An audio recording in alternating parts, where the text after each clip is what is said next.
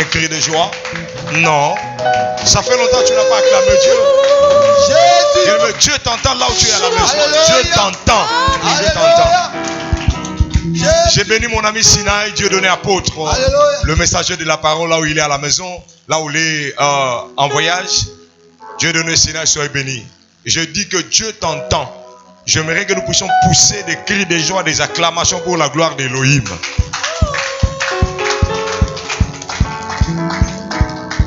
Amen. Voilà, nous allons louer Dieu, glorifier Dieu, danser un peu, n'est-ce pas, pour la gloire de Dieu, au rythme des pas des enfants de Dieu, au rythme de paradis, n'est-ce pas, le pas des danses pour la gloire de Dieu. Faire comme David, il avait loué Dieu, il avait acclamé Dieu, n'est-ce pas? Nous allons réellement danser pour la gloire de Dieu. Aujourd'hui, vous serez bénis parce que nous allons parler sur ne pas finir ma vie, 4e épisode. C'est-à-dire, nous allons aujourd'hui parler de Rachel. Rachel, c'est un type des enfants de Dieu que nous avons dans nos églises, hein, sans le savoir. Vous allez voir que c'est un message bénissant, un message puissant qui va faire du bien pour vos vies spirituelles et vous pousser dans la prière. Voilà, nous allons maintenant adorer Dieu, nous allons glorifier Dieu. La louange avec nos chantres, chacun de nous va encore pousser des cris de joie pour la gloire de Dieu. Pousser des cris de joie. De louer Dieu. Alléluia. Il est bon de louer Dieu. J'ai demandé de pousser des cris de joie de mon Dieu. Alléluia.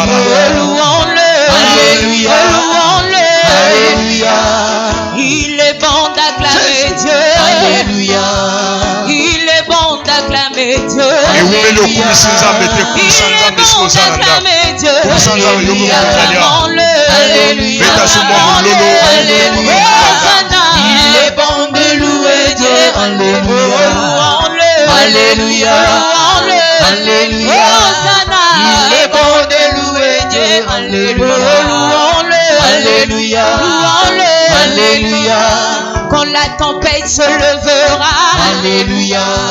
Quand le vent soufflera. Alléluia. Est-ce que tu as besoin de paniquer? Alléluia. Tu as un Dieu. Alléluia. Invoque-le. Alléluia. Est-ce que tu as besoin de paniquer? Alléluia. Ton Dieu. Alléluia. Invoque-le. Alléluia. Hosanna. Il est bon de louer Dieu. Alléluia. Louons-le. Alléluia. Louons-le. Alléluia. Hosanna. Il est bon de louer Dieu. Alléluia. Louons-le. Alléluia. Louons-le. Alléluia. Si tu as besoin de enfants. Alléluia. À 90 ans, Sarah a conçu. Alléluia.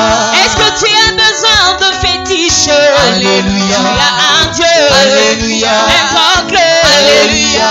Est-ce que tu as besoin de fétiches? Alléluia.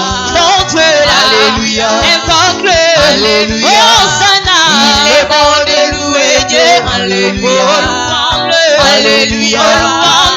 Alléluia. Hosanna. Il est bon de louer Dieu. Alléluia. Louons-le. Alléluia. Louons-le. Alléluia. Je rappelle à Dieu. Alléluia. Et si je rappelle à Dieu. Alléluia. Celui qui va revoir mon statut. Alléluia. Papa, il va revoir mon statut. Alléluia. Je rappelle à Dieu. Alléluia. Et si je rappelle à Dieu. Alléluia. Celui qui va revoir mon problème. Alléluia. Papa, il va revoir mon problème. Alléluia. Je n'ai pas dit que c'est mon père. Alléluia. Je n'ai pas dit ma mère. Alléluia. Car il ne peut rien changer. Mais si je rappelle à Dieu. Et si je rappelle à Dieu. Celui qui va revoir mon statut. Alléluia. Alpha, Oméga. Le commencement et la fin de toutes choses. Le premier, le dernier. Le Dieu de mon salut. Alléluia. Chante Alléluia. Alléluia. Alléluia. Ok, mbona yo nzambe nanga. Mbona yo nzambe. Beta mulolo eskozala ndako. Bakisa mulolo naoki mulolo no te est-ce que moi na peine de vie moko azoko kabesi kazawa mulolo pona lokumu nzambe betango pona lokumu nzambe Patrice Mboye Musoko asekaka madame na lobi beta mulolo Dadi a peine de vie asengi na bana peine de vie babeta mulolo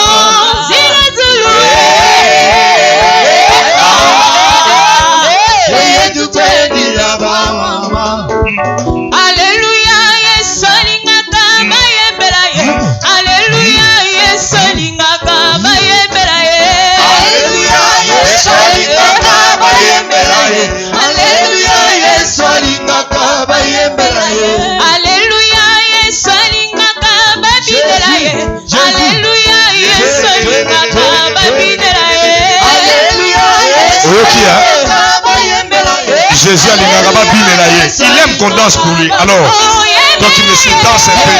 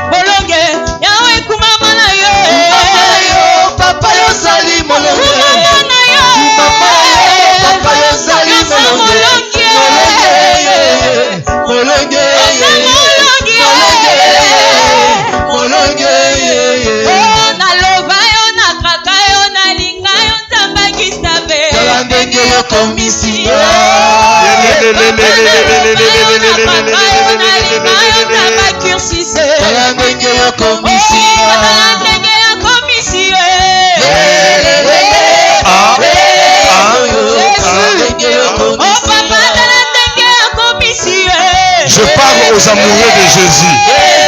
Est-ce que si tu dansais, ça leur fait du mal? Est-ce que danser pour Dieu, ça te fait du mal? Je parle aux amoureux de Jésus. Je parle aux races de David, les gens qui dansent pour la gloire de Dieu. Alors dansez, dansez.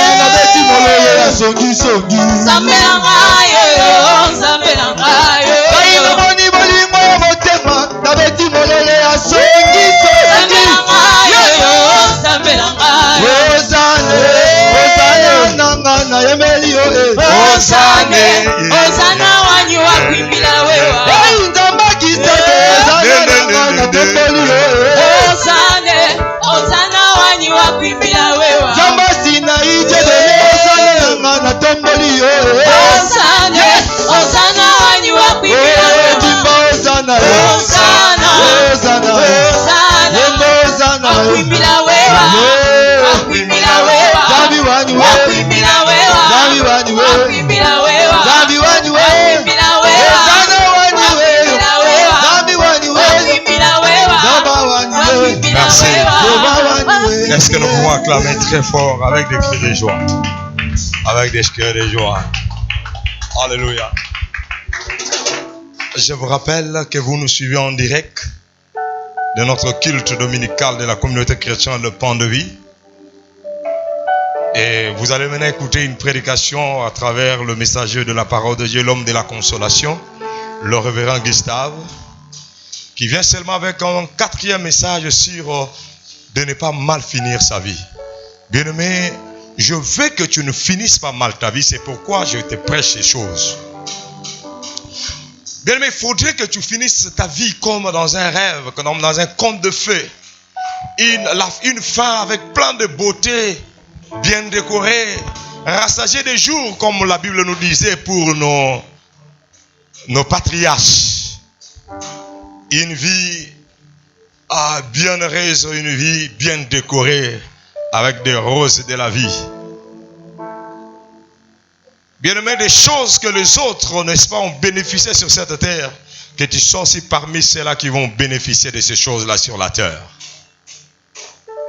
Je disais que j'aimerais vous parler de Rachel. L'histoire de Rachel commence dans le livre de la Genèse, à partir du chapitre 29 au 5e verset. Je vais vous épargner beaucoup de lectures parce que nous n'avons que quelques minutes seulement. Et l'histoire de Rachel se termine dans le livre de la Genèse au chapitre 35. Donc l'histoire de Jacob, de Rachel, fait exactement à peu près 6 chapitres. Le chiffre 6 qui représente le chiffre de la race humaine, le chiffre de l'homme. Bien, mais au moment où l'on croyait que Rachel était la femme légitime de Jacob, c'est-à-dire la femme de la destinée, mais en réalité, Rachel était encore régie sur la loi. Excusez-moi. La loi de la malédiction du chiffre de l'homme. Or, il devait être la femme, l'homme du 8e jour, c'est-à-dire de la gloire de Yophé. Mais Rachel restait encore au 6e jour, comme tout autre humain. Il y a des frères et sœurs chrétiens dans nos églises, au lieu de vivre comme les enfants de Dieu, résister avec Christ au 8e jour, n'est-ce pas? Au 3e jour de la résurrection, qui est le 8e jour. Mais il continue encore à vivre sous la malédiction. C'est comme Rachel. Le nom même de Rachel veut dire brebis, c'est-à-dire elle est une fidèle de l'église. Elle est la représentation, n'est-ce pas, de la bergerie de Christ. Mais malheureusement, Rachel toute sa vie, elle n'a pas vécu comme la vraie brebis d'Élohim. Vous pouvez vous asseoir. Rachel a vécu comme, n'est-ce pas, un bouc, ou bien Rachel a vécu comme un sacrifié. Rachel, c'est elle que Jacob a rencontrée. Rachel, c'est celle que Jacob a aimée. C'est Rachel qui amènera Jacob chez elle à la maison. Mais lisez bien la Bible, vous allez comprendre quelque chose de désastreux. Ce n'est pas à Rachel qu'on a donné au mariage, premièrement, au premier à Jacob. Comme j'ai dit, un jour l'histoire a commencé. Jacob venait de son père, de la maison de son père. Elle a rencontré une belle femme. Lorsque vous lisez la Bible dans le livre de la Genèse chapitre 29, la Bible nous dit, Rachel était belle de taille et belle de figure. C'est-à-dire la femme qu'un homme rêve d'avoir. Normalement, c'était une femme qui devait avoir la facilité de mariage. Mais c'est une femme qui n'a pas eu un mariage facile. Et c'est celle-là qui n'était pas belle de taille, qu'on parle seulement de Dieu. Elle avait des yeux délicats, Léa. C'est elle qui a remplacé Rachel pour le mariage. Qui te remplace dans le mariage? Parfois tu regardes dans la vie, les gens qui ne sont pas, qui ne peuvent pas être mesurés même à toi. Mais ce sont ces gens-là qui profitent de la vie, qui résistent dans la vie, qui sont bénis, qui prospèrent. Mais toi qui as toutes les qualités intellectuelles, les qualités physiques, les qualités spirituelles, mais ce n'est pas toi qui bénéficies des choses de la vie. Il y a beaucoup de chrétiens comme cela dans nos églises. Tu as toutes les qualités que les gens rêvent à voir. Tu es intelligent, tu es belle ou tu es beau, tu as une belle taille, tu as, je ne sais pas, des relations. Mais ce n'est pas toi qui bénéficies des meilleures choses de la vie. Rachel, c'est elle qui était belle. La Bible dit, elle était belle de taille et belle de figure. Or, celui qui est venu, c'était pour le mariage. Quand on parle de mariage, on voit toutes ces qualités-là. Jacob a aimé Rachel. Jacob a choisi Rachel. Jacob a suivi Rachel jusqu'à ses ailes à la maison. Comme la Bible dit, voici les miracles qui accompagnent ceux qui auront cru. Comme la Bible rajoute encore, et moi l'Éternel, je commanderai la bénédiction de Dieu. Il y a des gens dont la bénédiction suit, mais lorsqu'il faut maintenant palper, toucher à la bénédiction, ils ne le touchent pas. C'est-à-dire, lorsqu'on parle des affaires, tu reçois des opportunités. Tu y a des affaires qui viennent vers toi, mais tu ne bénéficies pas de ces affaires-là. Oh bien-aimé, laisse que le Dieu que je sers fasse en sorte qu'à partir de maintenant, que tu ne sois plus comme Rachel là, mais que tu commences à bénéficier de toutes les bénédictions, de toutes les opportunités que tu reçois dans la vie. Si tu crois à ce que je dis, crie à haute voix amen, et reçois les opportunités et bénéficie les opportunités. Lève ta main droite là où tu es. Dis, je bénéficierai des opportunités que je vais recevoir. Je bénéficierai des occasions que je vais recevoir. Je bénéficierai de la bénédiction qui vont me suivre. Je bénéficierai de mariage que Dieu l'Éternel m'a donné. Il y a des gens qui reçoivent des mariages mais qui n'en bénéficient pas, qui reçoivent des opportunités mais qui n'en bénéficient pas. Alléluia. C'est Rachel que Jacob a suivi. C'est Rachel qui a amené Jacob ses ailes à la maison. C'est Rachel qui était la plus belle. C'est Rachel qui était le choix de Jacob. C'est Rachel qui était la préférée de Jacob. Et Jacob a travaillé même pendant 7 ans pour Rachel. Mais la Bible dit, le jour du mariage, un complot s'est organisé. Quel était le complot? Au moment où Rachel attendait qu'on l'amène auprès de son mari, c'est une autre personne qu'on amène, c'est Léa. Et Léa a pris la place de Rachel. Qui a pris la place de ta vie? Qui a pris ta bénédiction? Qui a pris ton succès? Qui a pris ton élévation? Qui bénéficie de ce qui t'appartient? Dis cela au nom de Jésus-Christ de Nazareth. Dis au nom de Jésus-Christ de Nazareth, je récupère tout ce qui est à moi. Personne ne prendra ma place. Mais il y a des gens qui vivent cela. On t'appelle parce que tu devais prendre un poste de boulot, de travail, un emploi. On t'appelle, mais c'est une autre personne qui part à ta place.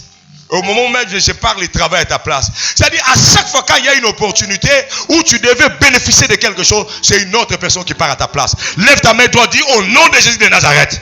Je ne t'ai pas entendu, dis au nom de Jésus de Nazareth. Plus personne partira à ma place. Plus personne bénéficiera à ma place. Dis encore une fois, au nom de Jésus de Nazareth. Que le Léa qui veut partir à ma place soit maintenant détruit au nom de Jésus.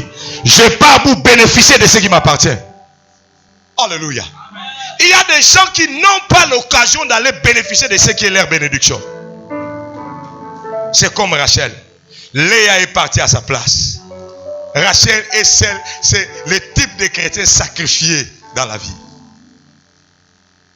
Et regardez, même lorsque Rachel aura quand même une occasion aussi, où parce que Jacob l'aimait tellement, il a encore accepté de travailler 7 autres années. Il a travaillé pendant 7 autres années, c'est-à-dire total 14 ans, et il a pris Rachel enfin. Mais remarquez une chose, lorsque Rachel entra dans son mariage, Rachel n'enfantait pas, ne donnait pas au monde. Vous voyez? Parce que spirituellement, le père de Rachel n'a pas marié Rachel. Il ne l'aimait pas. Déjà dès le début, il n'a pas envoyé Rachel dans le mariage. Mais il y a des gens, vous pensez qu'on t'a donné les ouvertures, on t'a donné les occasions. Mais en réalité, on ne te le donne pas, on te les refuse même spirituellement. Rachel entra enfin dans son mariage, mais elle n'enfantait pas. Un jour, elle s'en est pris quand même à son mari pour dire, écoutez, donne-moi des enfants. Le mari lui a répondu facilement, clairement, ce n'est pas moi qui donne les enfants, je ne suis pas à la place de Dieu. Et pour vous faire observer encore quelque chose, remarquez encore une autre chose. Rachel n'enfantait pas, mais elle s'est dit, bon, comme je n'enfante pas, je prends ma servante, je donne à mon mari, afin que mon mari aille avec ma servante. L'enfant qui naîtra à mes genoux sera mon enfant. La servante va, elle enfante. Mais quand Rachel voulait enfanter, elle n'enfantait pas. Yaya est parti, le même mari, Yaya part, elle enfante. Mais la servante de Rachel part, elle enfante. Mais Léa n'enfante pas. Le même mari. C'est-à-dire, ce que les gens obtiennent facilement, toi tu l'obtiens toujours difficilement. Ce que les autres obtiennent dans la vie, toi la vie te les refuse. Les autres peuvent avoir, mais pas toi. Comment tu finiras bien ta vie si tu es comme Rachel? Comment tu peux bien finir ta vie si tu veux vivre la vie de Rachel? Ce n'est pas encore fini, je vais vous faire encore observer une quatrième chose. Pour vous faire voir que la vie de mariage de Rachel a un problème. La grande sœur de Rachel, Léa, a enfanté 4 enfants. Lorsque Rachel décida de donner sa servante Bila, Bila qui veut dire quoi? La tendresse. Bien, écoutez-moi bien, la vie chrétienne, si tu mets seulement la tendresse, l'humilité, tu vas mal finir ta vie. La tendresse et l'humilité, c'est notre relation humaine. Mais dans la vie chrétienne, c'est une vie de combat. C'est-à-dire la prière. Pourquoi tu veux être tendre avec les démons? On est tendre avec des humains sur la terre. On a la patience. On est simple. Mais dans la prière, on est arrogant. On est combattant. C'est pourquoi Jésus a dit à son temps, il a dit, depuis le temps de Jean-Baptiste jusqu'à aujourd'hui, le royaume des cieux, ce sont les violents qui s'en emparent. Dans la spiritualité, on n'est pas patient. Dans la spiritualité, ça dit dans la prière, n'est-ce pas? C'est de cela que je me suis en train de parler. Pas dans la relation humaine. Dans les relations humaines, on est tendre, on est patient, on est doux. Mais dans la prière, on est combattant.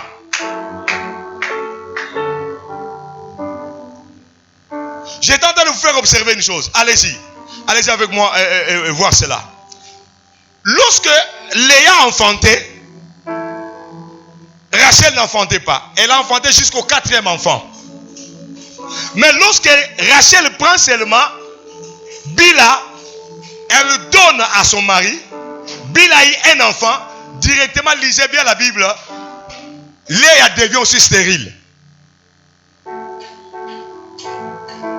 Donc, sa stérilité est due parce que Bila a commencé à enfanter pour Rachel. Donc, c'est que les enfants qu'elle était en train de mettre au monde, ce n'étaient pas ses enfants, c'était les enfants de Rachel. C'est pourquoi vous allez voir jusqu'à la fin. La Bible n'a jamais reconnu les 12 tribus à Léa, mais ils reconnaissent les 12 tribus à Rachel. C'était des enfants de Rachel. Papa, maman, il y a des gens qui mettent au monde tes enfants. Il y a des gens qui bénéficient de ta bénédiction. Il y a des gens qui prennent ce qui t'appartient. Oh, prie avec moi, dis au nom de Jésus de Nazareth. Au nom de Jésus de Nazareth. Que personne prenne ce qui est à moi. Que personne prenne ce qui est à moi. Que toute personne qui touche à ma bénédiction soit touchée par le feu de Dieu. Au nom de Jésus-Christ. Amen. Donc, lorsque Bila a commencé à enfanter, la fécondité de Léa s'arrêta. Léa s'est dit non, je ne peux pas laisser comme ça. Bila a enfanté jusqu'au 2e enfant. Léa a pris sa servante aussi. Elle a donné à son mari. Et lorsque la servante de Léa, Zilpa, a commencé à enfanter, automatiquement, directement, la fécondité de Bila s'est arrêtée. Vous comprenez? C'est arrêté. Pourquoi? Parce que maintenant, c'est-à-dire, Léa il est monté dans une autre dimension de combat. Et lorsque vous lisez Rachel dit quoi? J'ai combattu avec ma sœur. lorsque le jour il avait donné Zilpa, chapitre 30, il dit, je combattis avec ma sœur divinement.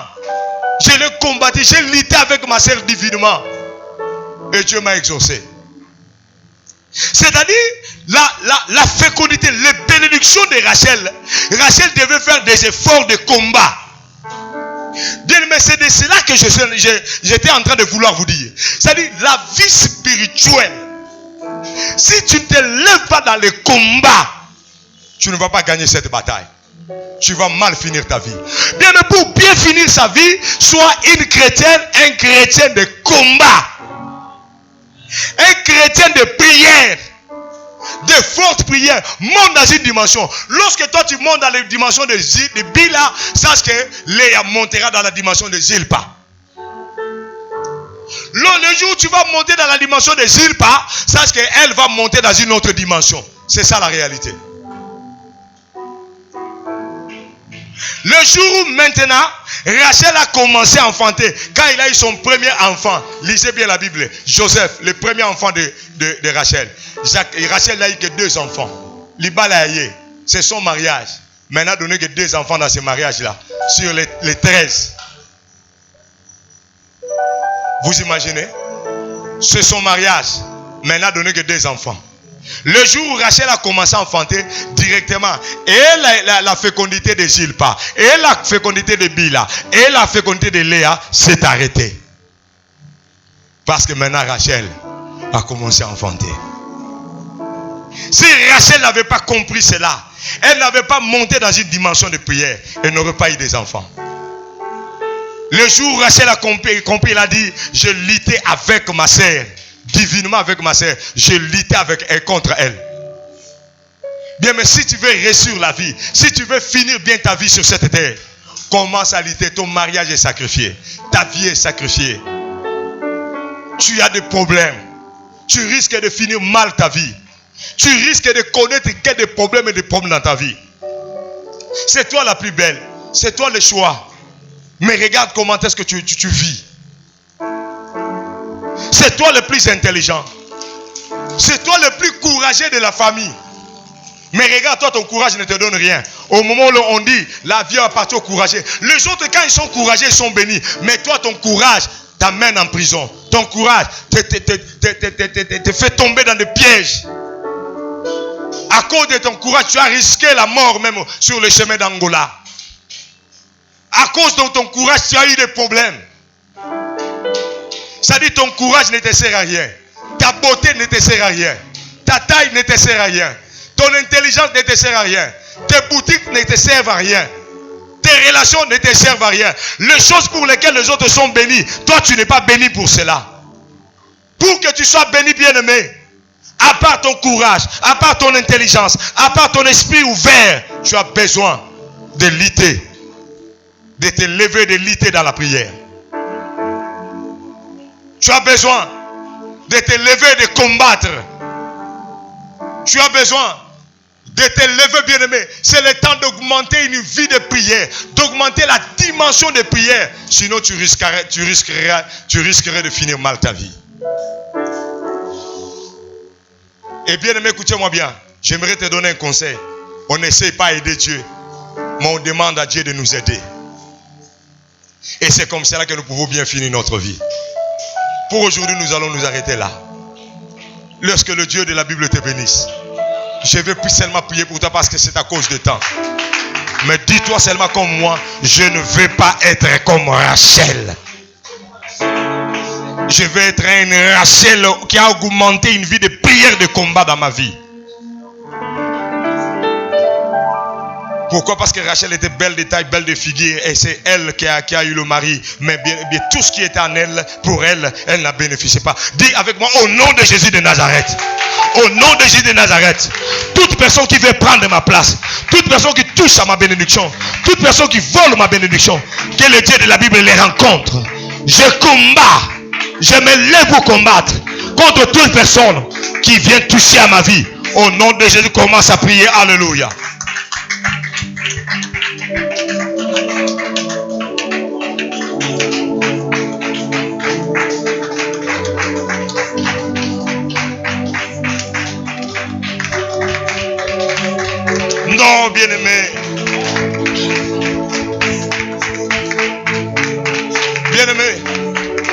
Je ne veux pas que tu sois comme Rachel. Hein? Il donne Bill là-bas pour l'aider à avoir un enfant. Babote la yo. Basale la yo. Basungaga on a vie. Qu'on t'aide. Toi, si tu veux seulement qu'on t'aide. Hein? Que tu appelles, qu'on t'envoie $100, qu'on te donne un 5. Lequel jour toi aussi tu vas commencer à donner? Dis au nom de Jésus, je vais être aussi parmi celles qui seront bénies. Je ne veux pas que les autres m'aident, mais que j'ai aussi à aider les autres. Au nom de Jésus de Nazareth, je vais vivre pleinement ma vie et ma bénédiction que Dieu m'a donnée. Au nom de Jésus, commence à prier. Alléluia.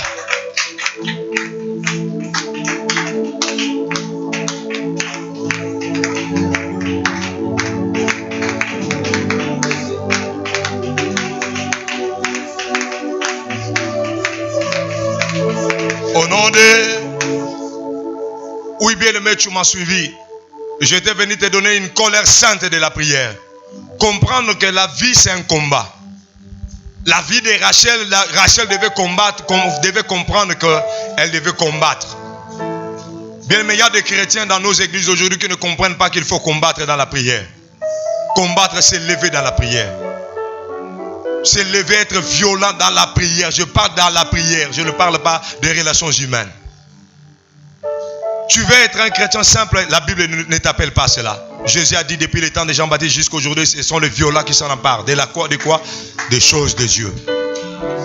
Lève-toi, ne sois pas Rachel, parce que tu risques de finir mal ta vie. Bien, mais regarde maintenant, je suis en train de prophétiser. Les choses deviennent de plus en plus dures sur cette terre. Les gens meurent presque tous les jours. Tu as perdu dans ta famille beaucoup de gens. Tu risques aussi d'être, n'est-ce pas, de mourir.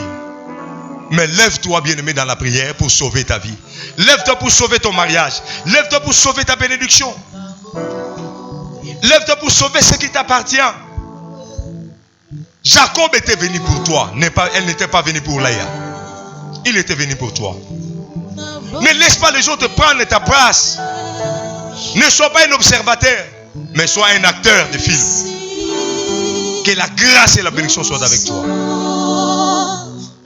Je peux t'aider, tu peux m'appeler au 00243 81 81 043 21. Je vais te conduire dans la prière. Je vais t'aider pendant 3 jours de prière.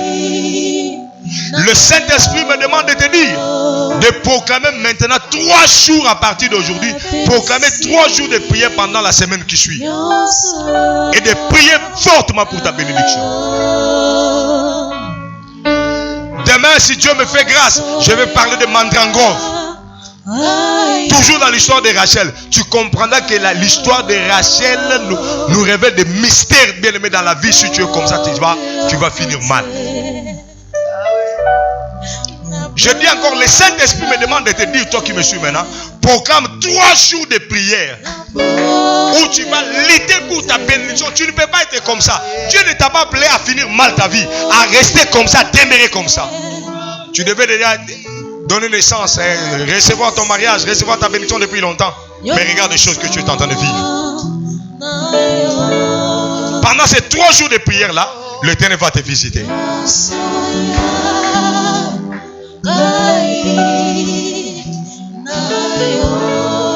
Je vois un archange de Dieu qui se lève pour toi.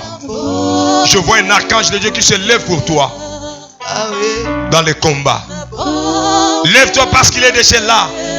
Lève-toi pour combattre. Lève-toi dans la prière. Programme un temps de prière à la maison. Et Dieu va te visiter. Laisse que le Dieu de la Bible soit avec toi. Et que la bénédiction de Dieu t'accompagne. Que tu te lèves temps pour la prière. Et que tu ne finisses pas mal ta vie. Dans le nom puissant de Jésus de Nazareth. Amen. On acclame très fort. C'était le révérend Gustave, donc ici de la communauté chrétienne Le Pan de Vie. Tu peux nous contacter, le numéro est affiché au bas de l'écran, le 00243 81 81 043 21. C'était N'est pas mal fini ma vie. 4e partie, Rachel. Que le temps te bénisse. Bye.